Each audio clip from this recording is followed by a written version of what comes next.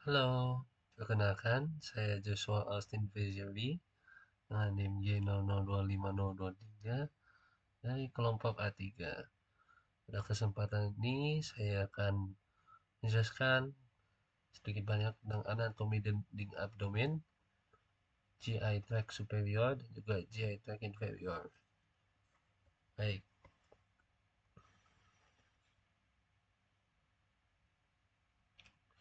pertama kita baca kasus ini terlebih dahulu. Dava sedang maraton nonton One Piece dari episode 1. Ia melihat Zoro sering berlatih angkat beban dan punya perut six pack. Dava juga ingin punya perut six pack seperti Zoro dan memutuskan untuk mulai latihan.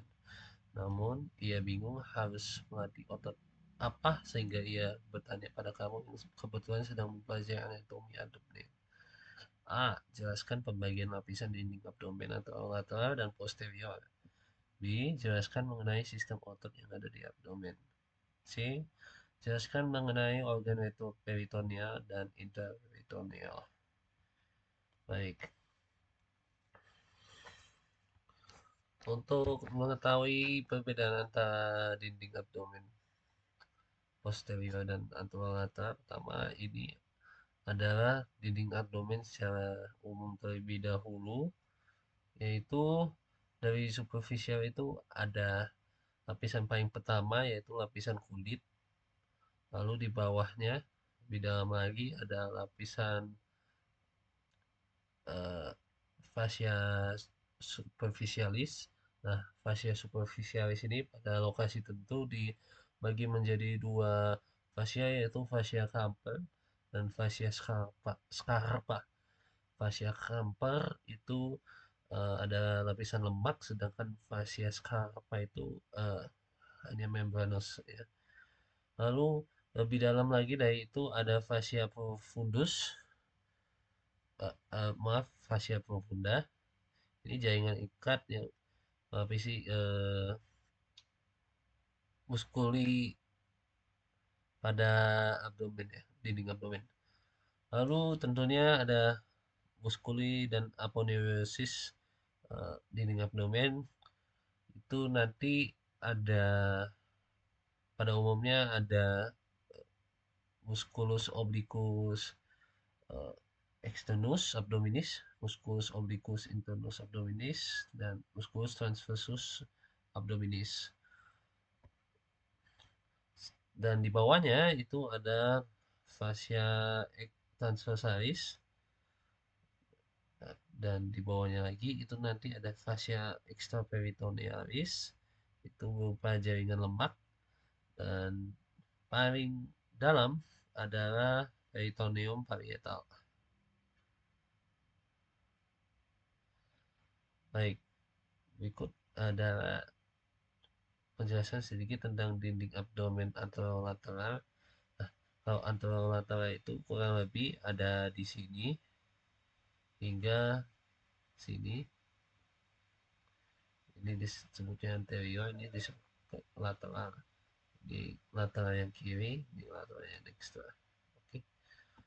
So, satu hal tentang lapisan lapisan otot pada dinding anterolateral itu ada pada khususnya pada dinding anteriornya itu ada muskulus yang eh, vertikal sendiri yaitu musculus rectus abdominis. Nah, musculus rectus abdominis ini diselubungi oleh suatu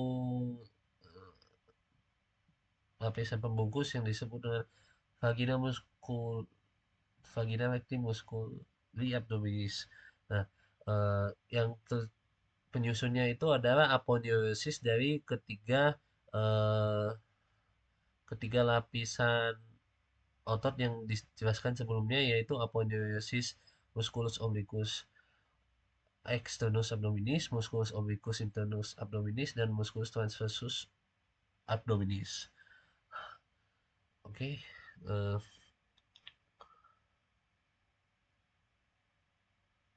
lalu fa- ada satu hal lagi tentang fascia superficialis ya tadi. Yang ini tadi saya sempat sebutkan bahwa fascia campo dan scapa ditemukan bisa dibedakan. Sebenarnya bisa di hanya perbedaannya bisa dibedakan saja pada lokasi tertentu. Nah, kalau mengarah superior, superiornya umbilicalis nanti dia susah untuk dibedakan. Sedangkan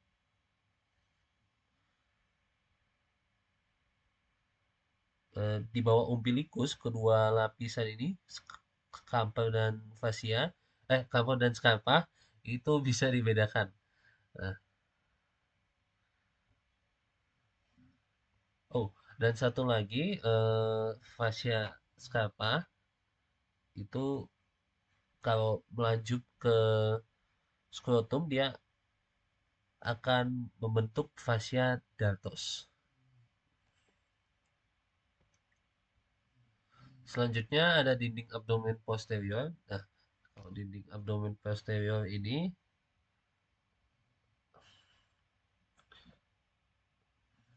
bedanya terletak pada jumlah lapisannya juga ya.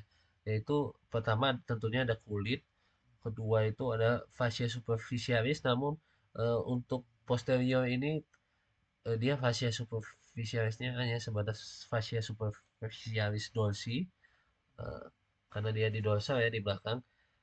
Kemudian untuk muskulusnya pun berbeda. Eh, yang dapat kita lihat di sini ya musculus latissimus dorsi dan juga musculus quadratus lumborum serta musculi erector spinae dan musculus psoas mayor. Eh, Tentu di postur lateralnya, di lateralnya sini juga terdapat tiga lapisan muskulus yang sama dengan pad- pada anterolateral ya. Oke. Setelah lapisan muskulus, ada fascia extraperitonealisnya juga yang kurang terlihat di sini ya. Tapi harusnya setelah muskulus dan setelah itu ada peritoneum parietale di sini juga.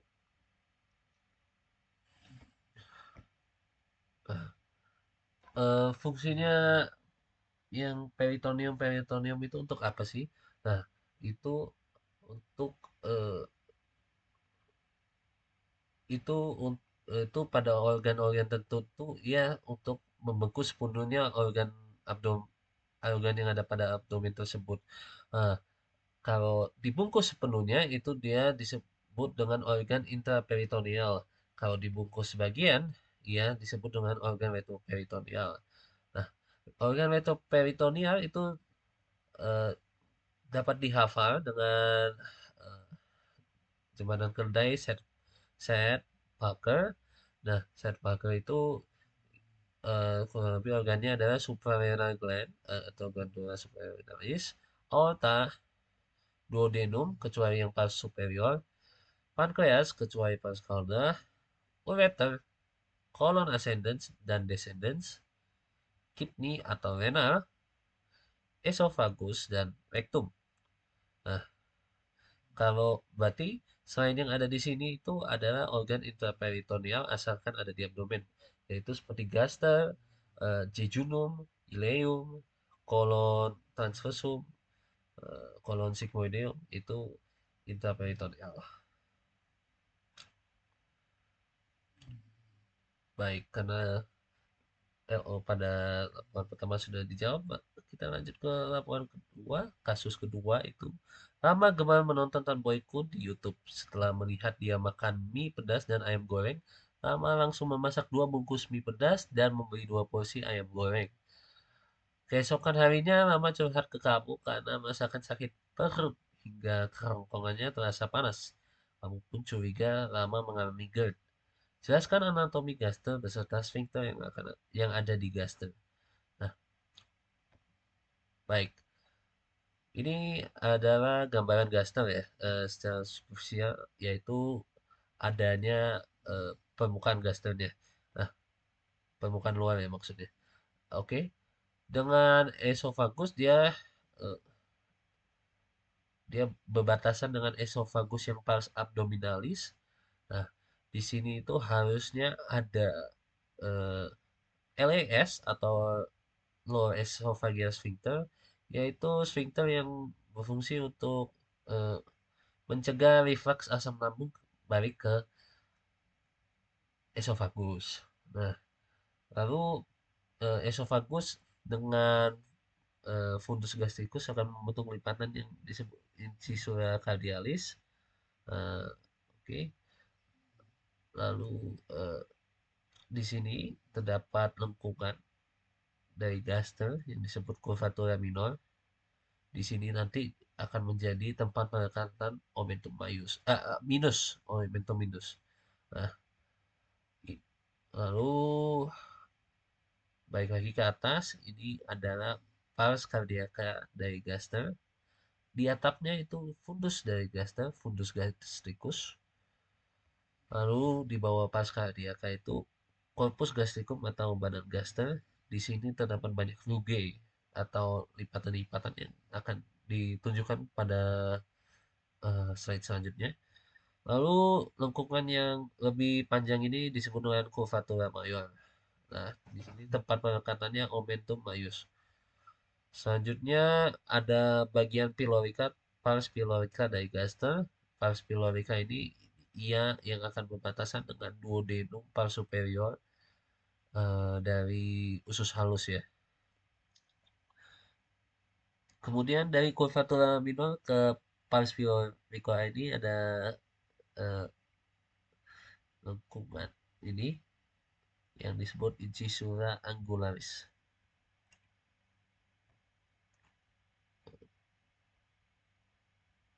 Wait, selanjutnya, oke, selanjutnya ini adalah eh, gaster ketika dibuka ya. Ini adalah bagian dalamnya gaster, seperti yang saya bilang tadi di corpus gastricum ini terdapat banyak rugae atau juga bisa disebut plika gastricae. Eh, Lalu di sini harusnya tampak otot yang sphincter dan sphincter esophageal tadi, yaitu lower esophageal sphincter. Kemudian di pars pylorus juga terdapat sphincter ya yang membatasi duodenum dengan gaster, yaitu musculus sphincter pyloricus. Nah, kalau musculus sphincter pyloricus itu untuk mengatur masuknya eh, kimus dari lambung ke duodenum.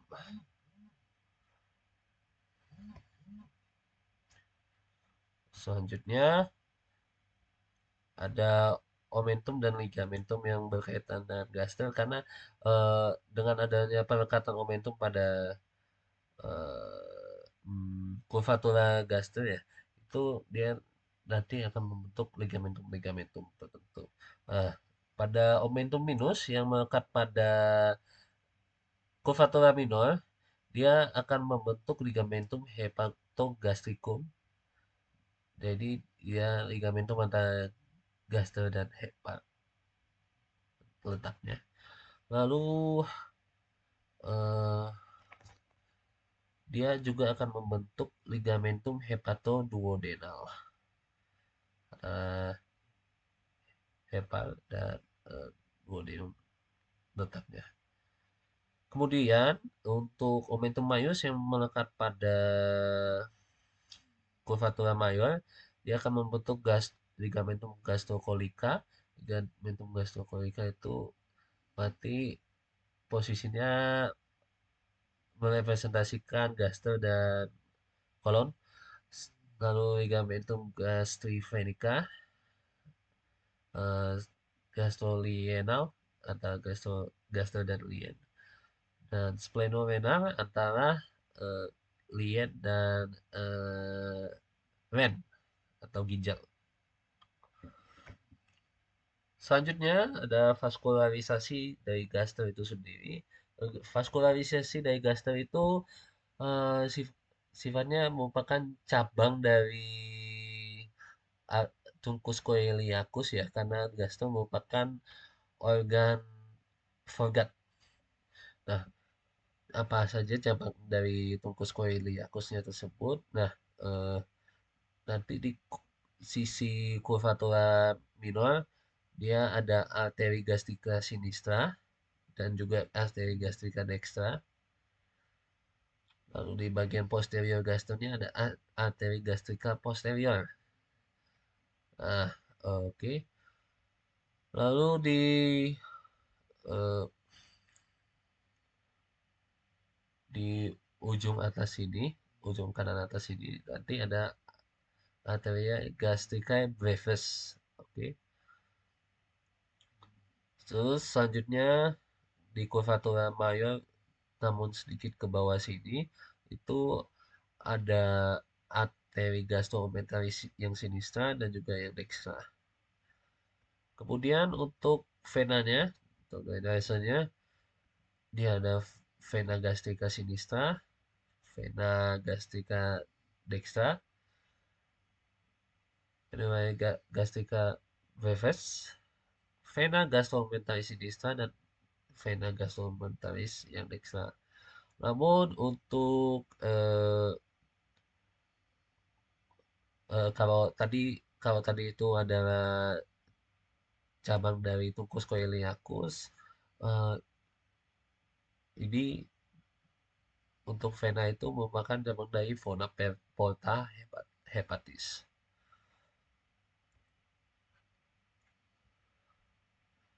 Selanjutnya ada inervasi gaster. Nah, inervasi gaster itu karena dia organ foregut, dia juga kurang lebih memiliki inovasi yang sama dengan organ foregut lainnya, yaitu nervus sympathic effernya itu adalah nervus planicus major. Sedangkan untuk parasympatis effernya adalah nervus vagus, nervus ke-10, cranial yang ke-10 ya. Nah, eh, bisa dilihat sendiri untuk nervus vagus atau kalau di sini adalah tungkus vagalisnya itu akan melewati sphincter ya, melewati sphincter karena memang dia berfungsi dalam inhibisi sphincter sehingga sphincter itu relaksasi, maksudnya LES itu relaksasi, relaksasi itu agar eh,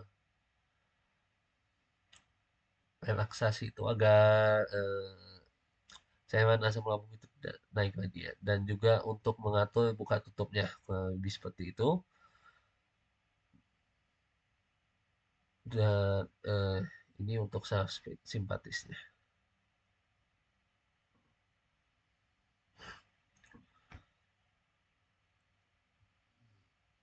Selanjutnya untuk laporan yang GI inferior. Mari kita baca laporan kasusnya terlebih dahulu. Maka seorang siswa kelas 11 merasa perutnya sakit sejak pagi. Awalnya rasa nyeri muncul di sekitar pusar dan hanya terasa seperti kram ringan. Namun, beberapa jam kemudian nyeri tersebut berpindah ke bagian kanan bawah perut dan semakin tajam.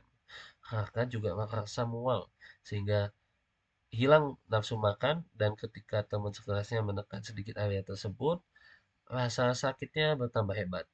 Jelaskan letak-letak appendix, letak yang paling umum, cara pengukuran beserta nama garis dan titik pengukurannya. Oke. Nah, jadi appendix itu ada variasi dalam letaknya ya. Nah, untuk letak yang paling umum itu adalah letak retrosecal, yaitu eh,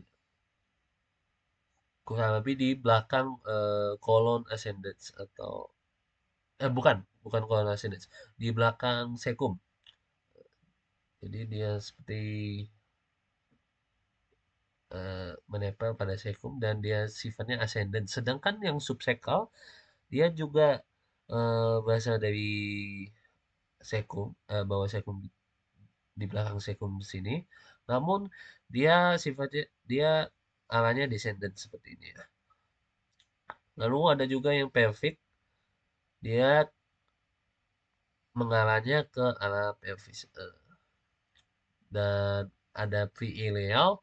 Pre-ileal ini dia nanti di depan ileum dan dia arahnya ascendant seperti ini. Ascendant ke kiri karena ini view dari view anterior ya. Lalu untuk yang post ileal dia juga ascendant, namun dia letaknya di belakang ileum seperti itu.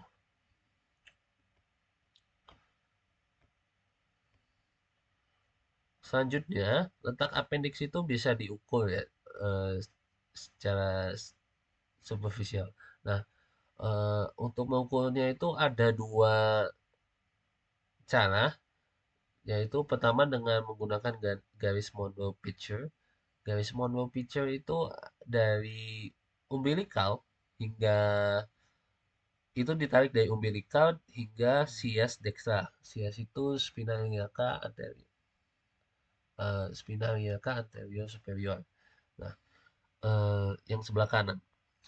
Nah, itu setelah ditarik garisnya, pangkal appendix itu dapat ditemukan pada sepertiga lateralnya. Jadi dari hitungnya dari lateral, hitung sepertiga perjalanan ke umbilicus, umbilical. Nah, sepertiga perjalanan itu titik McBurney, yaitu titik di mana bisa dipastikan ada pangkal appendix ya, jika pengukurannya benar. Lalu ada satu cara lagi yaitu dengan menggunakan garis lans. Bedanya kalau garis lans itu eh, dia ditarik dari sias dextra hingga sias sinistra. Nah, kurang lebih artinya itu dia ditarik lurus dari sini, dari ujung panggul yang sini hingga ujung panggul yang sini, yang kiri. Eh, dan dia pencarian titiknya itu seperenam lateral dextra ya. Berarti eh, ini kan ada titik tengahnya nanti. Nah, seperenam perjalanan ke titik tengah tersebut dari lateral. eh, oh bukan, seperenam perjalanan garis ini itu nanti harusnya merupakan titik di mana dapat ditemukan ujung appendix.